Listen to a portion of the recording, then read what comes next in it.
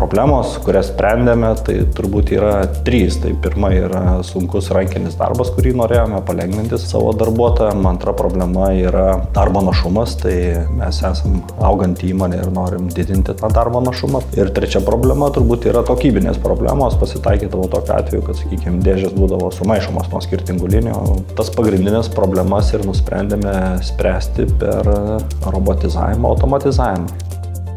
Skaičiavom, kad mūsų darbo našumas padidės apie 15%, realiai padidėjo apie 30%, kokybinių problemų apskritai nebeliko, vien informacijos valdymas daug prieinamesnis, todėl nereikia eiti perskaičiuoti, nereikia eiti tikrinti, kiek tu ten tų palečių supakavai.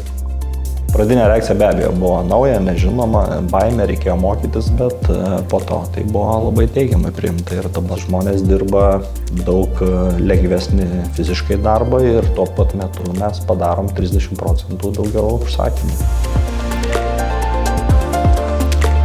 Tai patarimas labai paprastas, tiesiog įsivertinti, kad darbo jėgos kaštai kiekvienais metais auga. Lietuva yra tikrai tarp lyderiaujančių šalių pagal darbo užmokesčio kašto augimo, tai trendas, angliškai kalbant, jis eina į ten. Tai yra tos 2 kryptys - automatizacija, skaitmenizacija. Mes labai aiškiai matom, kad tą kryptim reikia judėti, norint būti konkurencingais rinkoje.